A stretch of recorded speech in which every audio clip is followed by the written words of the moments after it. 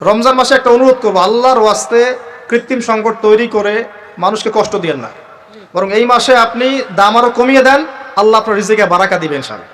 মানুষকে খাওয়ান, বেশি বেশি ইফতার করান, বেশি বেশি ইফতার করান, সমাজ কল্যাণমূলক কাজ করেন, আল্লাহ রহম করবে ইনশাআল্লাহ। আল্লাহর ওয়াস্তে এই মাসটাকে কোটিপতি হওয়ার সুযোগ মনে করেন না, এটা আপনার ক্ষমা পাওয়ার মাস। আল্লাহ পাক বোঝার তৌফিক দান করুন তাদেরকে। তারপরেও কিছু মানুষ থাকবে লাহুম কুলুবুন লা ইয়াফকাহুনা বিহা, যাদের কলব আছে উপলব্ধি করে না, ওয়ালাহুম আযানুন লা ইয়াসমাউনা বিহা ওয়ালাহুম আ'য়ুনুন লা ইবসিরুনা বিহা, কান আছে শোনে না, চোখ আছে দেখবে না। উলাইকা কাল আনআম, এরাই জন্তু জানোয়ারের মতো। বালহুম আদাল, বরং তার চেয়ে ওরা নিকৃষ্ট। বালহুম আদাল, বরং তার চাইতেও নিকৃষ্ট। উলাইকা হুমুল গাফিলুন, এটা গাফিল সম্প্রদায়। শুরু থেকেই জ্ঞান আছে, আর এই জ্ঞান সৃষ্টিগতভাবে আমাদের মধ্যে ছিল না, আল্লাহ পাক শিখিয়েছেন। তাহলে সভ্যতা এগিয়ে যাবে কিভাবে? জ্ঞান চর্চার মধ্য দিয়ে। বুঝতে পারছেন? আগে জ্ঞান। এখনো যদি আপনি একটা সুন্দর সভ্যতা চান, জ্ঞান চর্চা, এছাড়া কোনো অপশন নাই।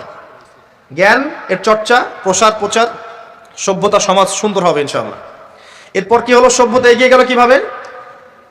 তার বুকের হাড় থেকে হাওয়া আলাইহিস সালাম, এই যে সভ্যতার একটা অংশ, মহিলাদেরকে ছাড়া কি আপনি সমাজ চিন্তা করতে পারবেন? তারা আমাদের মধ্য থেকেই সৃষ্টি, এবং বাঁকা হাড় থেকে। জোরে চাপ দিতে যায় না, ভেঙে যাবে। জোরে চাপ দিতে যায় না, ভেঙে যাবে। বাস্তব অভিজ্ঞতা থেকেই বলছি। আর ছেড়ে দিলে আবার ওইভাবেই থেকে যাবে। এই জন্য উত্তম নসিহতের মধ্য দিয়ে একটু মানায় টানায় চলতে হবে আর কি দুনিয়ার জীবন। সবকিছু 100% মনের মতো হবে না, একটু মানায় নিয়ে চলতে হবে। কারণ আমি নিজেও সাহাবী নই, দেখবেন আমার স্ত্রীও মহিলা সাহাবী নন, আপনিও সাহাবী নন, আপনার স্ত্রীও মহিলা সাহাবী নন। তাই ওই হিসাব কিতাব করে লাভ নাই। আমরা সবাই অপরাধী, সবার মাঝে ল্যাকিংস আছে। এই জন্য সবার উচিত সবার ভুলগুলোকে ক্ষমা করে দুনিয়ার জীবনটা হৃদ্যতা ভালোবাসার সাথে কাটানো। তাহলে পরিবার ঠিক থাকবে ইনশাআল্লাহ। এরপরে কি? পরীক্ষা। কিসের পরীক্ষা? এই গাছের কাছে যেও না। কোন গাছ? এই প্রশ্ন দরকার নাই তো আমার, কোন গাছ? যে গাছই হোক, এই গাছের কাছে যেও না। তার আগে আল্লাহ পাক বলে দিলেন আদম আসো। ফেরেশতাদেরকে ডাকলেন, আদম তুমি এই নামগুলো বলে দাও। তিনি সব নাম বলে দিলেন। ফেরেশতাদেরকে আগে জিজ্ঞাসা করেছিলেন তোমরা বলে দাও, তারা বলেছে লা ইলমা লানা ইল্লা মা আল্লামতানা। এখানে জ্ঞানের মধ্য দিয়ে আল্লাহ পাক আদম আলাইহিস সালামকে সম্মানিত করলেন। জ্ঞান, সম্মান, নবী, সভ্যতার সূচক। আমার কথা কি বুঝতে পারছেন? এরপরে ইবলিস, সবাই সেজদা করলো। আদম জ্ঞানে জয়ী হয়েছে, তোমরা সবাই তাকে সেজদা করো। আল্লাহ পাক আদম আলাইহিস সালামকে বড় করলেন, কারণ তিনি তাকে ভালোবাসেন। আল্লাহ পাক আমাদেরকে ভালোবাসেন, বাসেন না? আল্লাহ পাক আমাদেরকে প্রচন্ড ভালোবাসেন। আর আপনি যাকে ভালোবাসবেন তাকে বড় করতে চাইবেন না? আল্লাহ পাক আদম আলাইহিস সালামকে উঁচু করলেন, তোমরা আদমকে সিজদা করো। ওয়া ইয কুলনা লিল মালাইকাতি ইসজুদু লি আদম ফাসাজাদু, সবাই সিজদা করলো ইল্লা ইবলিস। ইবলিস কেন সিজদা করলো না? কিয়াস করলো, খলাকতানি মিন নার ওয়া খলাকতাহু মিন তিন। আমাকে সৃষ্টি করেছেন আগুন দিয়ে, তাকে সৃষ্টি করেছেন মাটি দিয়ে, আমি কেন তাকে সিজদা করতে যাব? Remember, listen to me. ইবলিসের জ্ঞান ছিল, ইবলিসের আমল ছিল। আই রিপিট, ইবলিসের জ্ঞান ছিল, ইবলিসের আমল ছিল। ইবলিসের মাঝে বিনয় ছিল না, অহংকার ছিল। ইবলিস ধ্বংস হয়ে গেছে।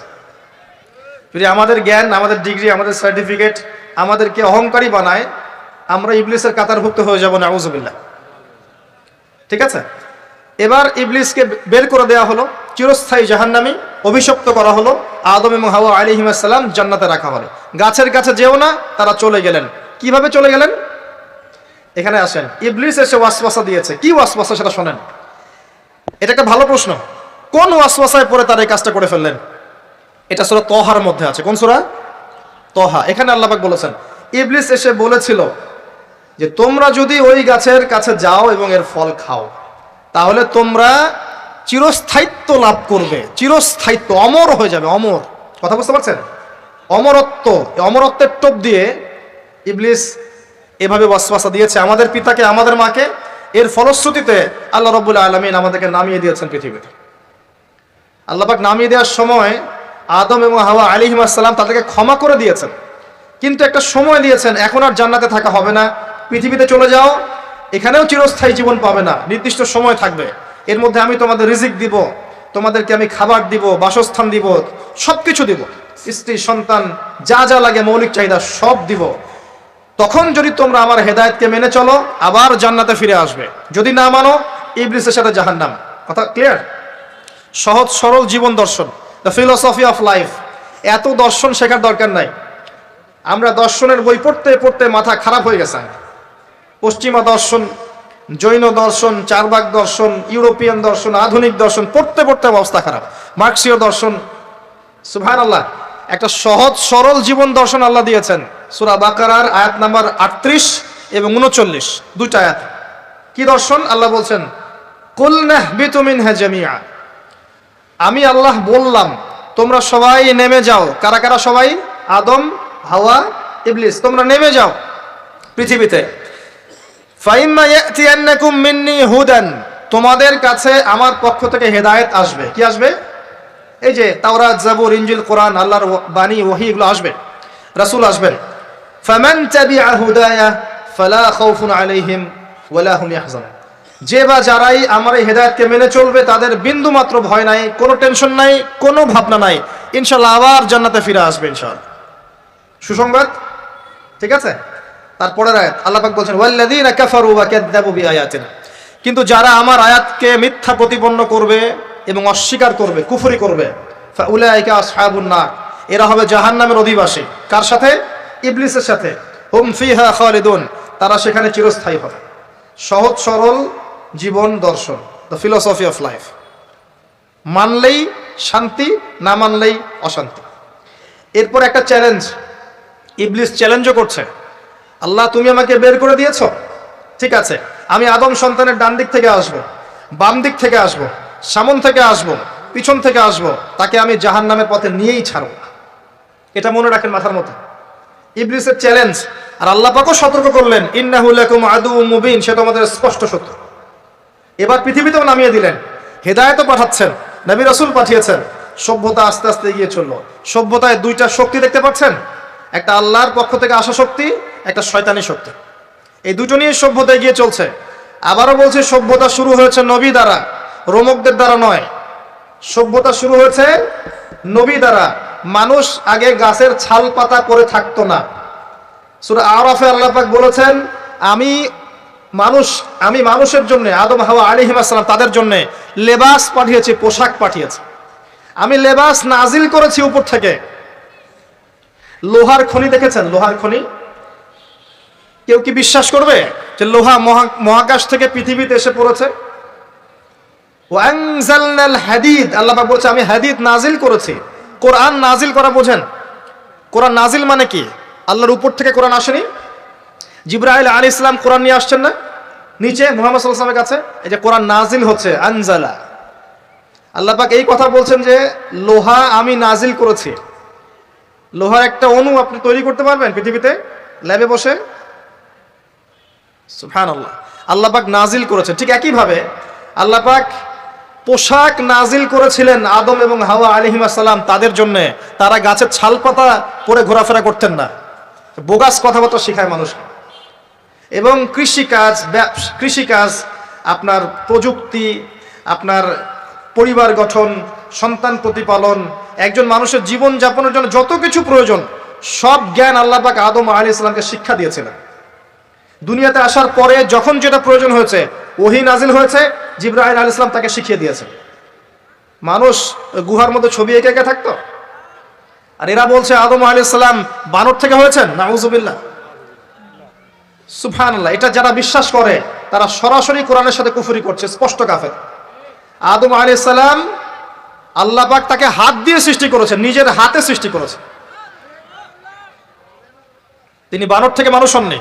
হ্যাঁ, যারা এই মতবাদটা দিয়েছে ওরা বানর থেকে মানুষ হতে পারে, আমরা হই না। বরং সূরা বাকারা আপনি উল্টা চিত্র দেখতে পারবেন।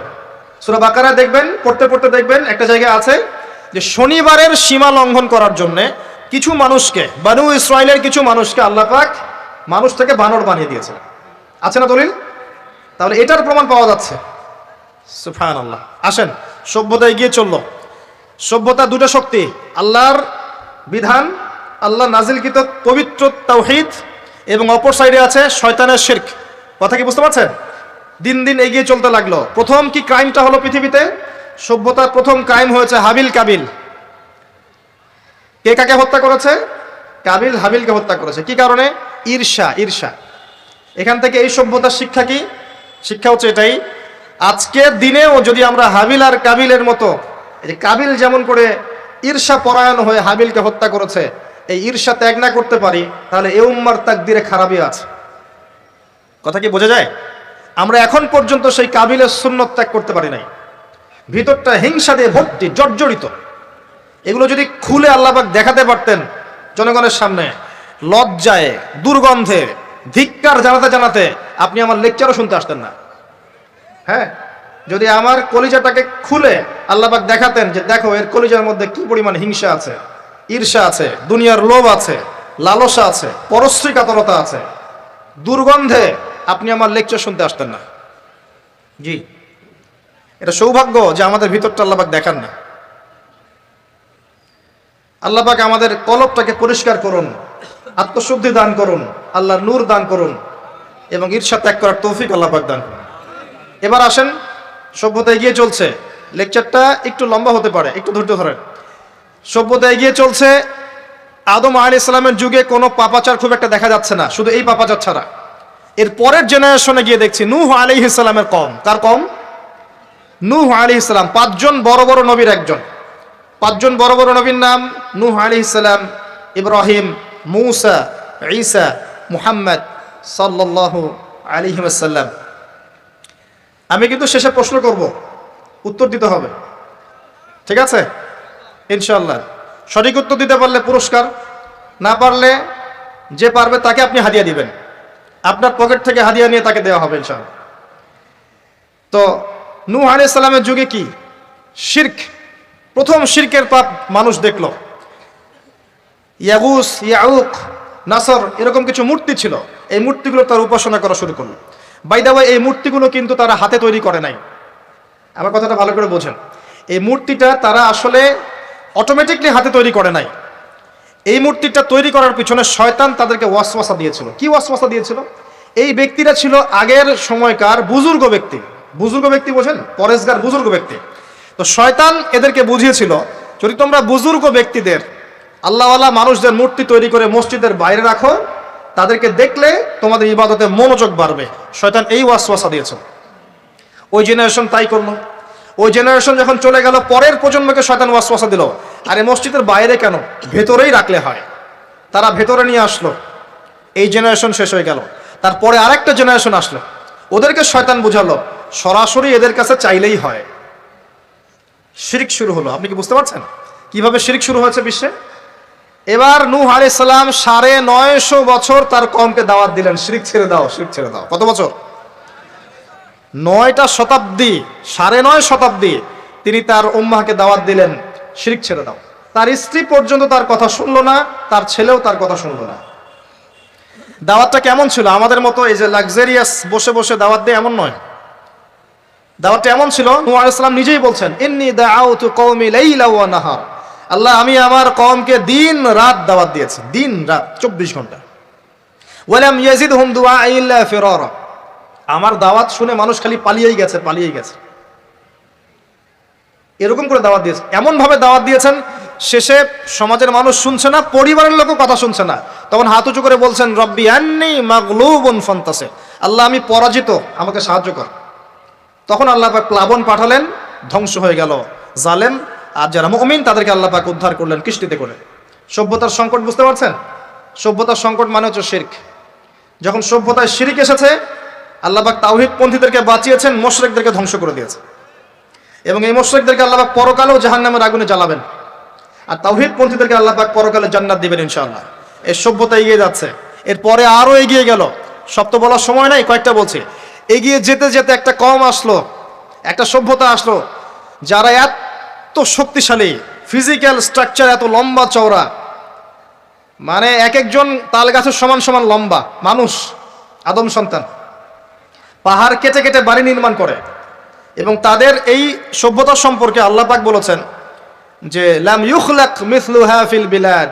এমন সভ্যতা পৃথিবীতে সৃষ্টি করা হয়নি, এত উচ্চ মানের সভ্যতা ছিল। এদের নাম ছিল আদ জাতি। আদ কি নাম? তাদের নবী ছিলেন হুদ আলাইহিস সালাম। কি নাম?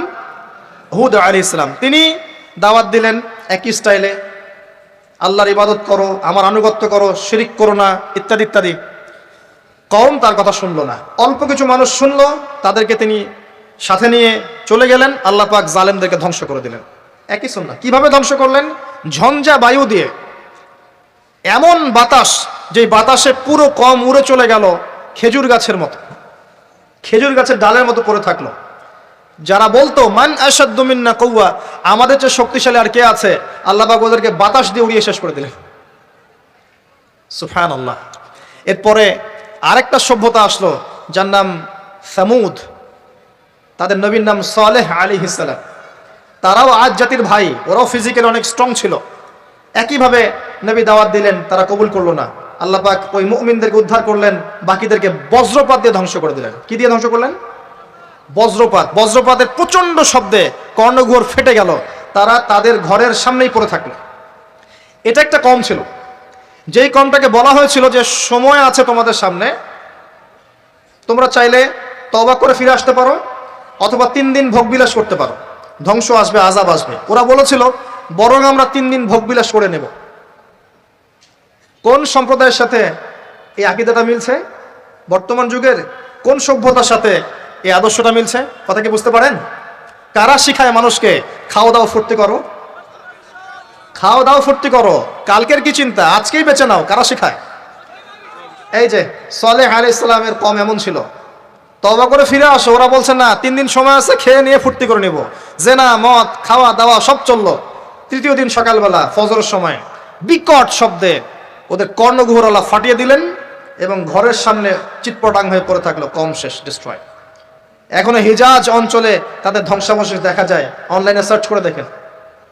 সভ্যতা এগিয়ে চললো। আপনি কি সভ্যতার এগিয়ে যাওয়ার মধ্যে মিল পাচ্ছেন? কোনো একটা কমন জিনিস পাচ্ছেন? প্রত্যেক সভ্যতা আল্লাহ পাক ওহী নাজিল করেছেন, রাসূল পাঠিয়েছেন, আনুগত্যের দিকে আহ্বান করেছেন। যারা করে নাই ধ্বংস, যারা করেছে সফল। সভ্যতার সংকট। সভ্যতা এগিয়ে যেতে যেতে একটা কওম আসলো, যার নাম হচ্ছে শুআইব, কওমে মাদিয়ান। কি নাম? কওমে মাদিয়ান। শুআইব আলাইহিস সালামের কওম। শুআইব আলাইহিস সালাম একজন নবী ছিলেন, যিনি তার মেয়েকে মূসা আলাইহিস সালামের সাথে বিয়ে দিয়েছিলেন। ওইদিকে আমরা আসছি ইনশাআল্লাহ। শুআইব আলাইহিস সালামের কওমের অপরাধ ছিল, এরা মাপে কম দিত, ঠিক রমজান মাসে আমাদের কিছু ব্যবসায়ীর মতো। কথা কি বুঝতে পারছেন?